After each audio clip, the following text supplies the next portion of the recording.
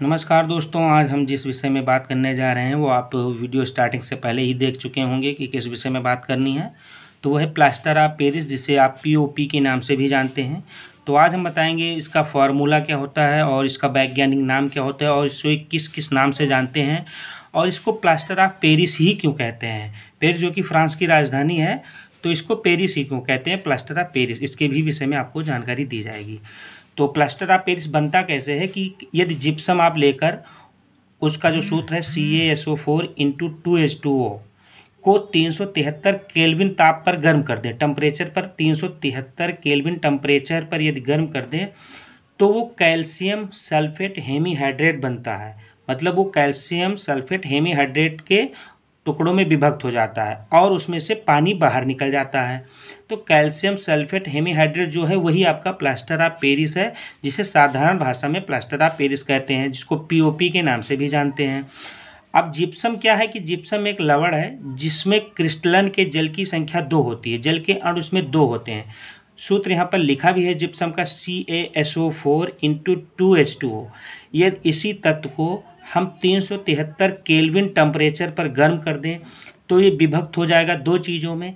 एक तो बनेगी CaSO4 × ½ H2O, ½ H2 मतलब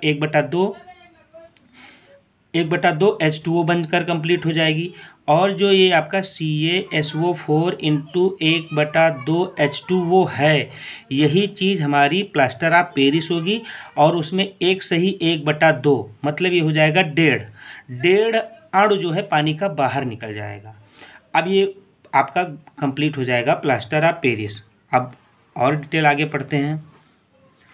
अब जो है प्लास्टर ऑफ पेरिस जल में अगर मिला दें, यदि प्लास्टर ऑफ पेरिस को जल में मिला देते हैं तो यह मिश्रण सूखने पर कड़ा हो जाता है और जो जिप्सम हो जाता है, मतलब वो जिप्सम बन जाता है। तो आप इस समीकरण से भी समझ सकते हैं। समीकरण है क्या कि ये CaSO4 × 1/2 H2O का जो ये हमारा फॉर्मूला है प्लास्टर ऑफ पेरिस का, जितना पानी यहाँ पर निकला था सेम उतना पानी अगर हम मिला दें 1.5 H2O, तो जो हमारा समीकरण बनकर तैयार होगा वो CaSO4 × 2H2 वो हो जाएगा। तो ये सूखकर कड़ा हो जाएगा और कड़ा होने के बाद ये जिप्सम बन जाएगा।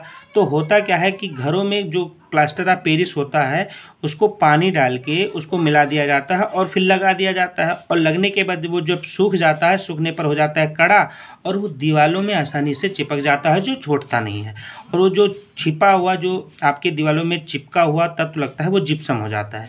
लगाते तो आप प्लास्टर ऑफ पेरिस हैं, लेकिन उसमें पानी की मात्रा मिला देते हैं, गीला हो जाता है और फिर सूखने के बाद वो आपका रूप ले लेता है जिप्सम का।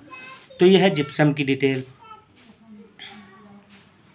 आगे डिटेल हम बताते हैं कि जो प्लास्टर ऑफ पेरिस, या इसको पीओपी के नाम से भी जानते हैं, या आप CaSO4 × ½ H2O भी कह सकते हैं, या कैल्शियम सल्फेट हेमीहाइड्रेट पानी के संपर्क में आते ही इसमें मिलकर जिप्सम बन जाता है, जो कि हमने समीकरण में भी समझाया कि चाहे प्लास्टर ऑफ पेरिस कहें या पीओपी कहें या CaSO4 × ½ H2O कहें या फिर कैल्शियम सल्फेट हेमीहाइड्रेट कहें, यदि इन किसी भी चीज़ को सेम चीज़ ही है, पानी के संपर्क में आते ही उसमें मिलकर जिप्सम बन जाता है।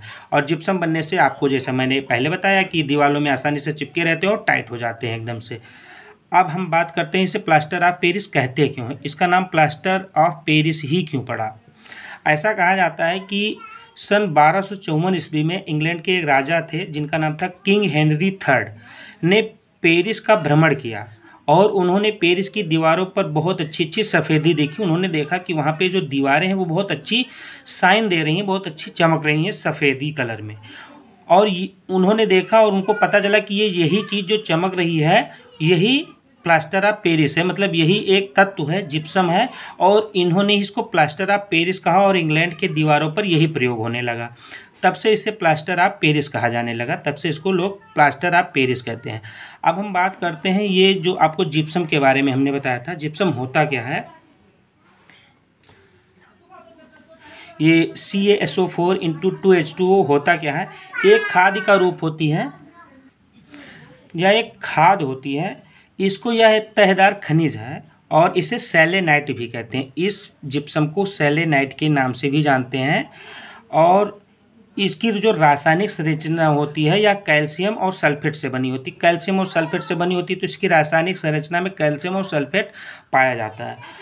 और इसका काम क्या होता है, यदि इसको खेतों में आप डाल देते हैं जिप्सम को, तो यह फसल की गुणवत्ता बढ़ा देता है और उपज बढ़ाने के लिए बहुत ज़रूरी होता है। उपज भी बहुत ज़्यादा बढ़ती है जिप्सम का प्रयोग करने से खेतों में। और सरकार ने इसके लिए कुछ स्कीम भी निकाल रखी है कि अगर आप इसको खरीदेंगे तो ये आपको 480 रुपये प्रति कुंटल के हिसाब से मिलेगा। लेकिन इसमें सरकार ने अनुदान भी दे रखा है, अनुदान देती भी है। यदि आप इसको 480 रुपये प्रति कुंटल के हिसाब से खरीदते हैं तो सरकार इसमें से 360 रुपये आपके बैंक खाते में भेज देती है, और इसका जो रेट पड़ता है वो आपका पड़ेगा 120 रुपये प्रति कुंटल। तो ये सरकार की स्कीम भी है। तो ये रहा आपका प्लास्टर ऑफ पेरिस की डिटेल।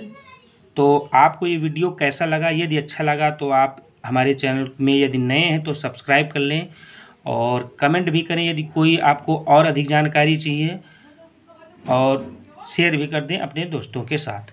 धन्यवाद।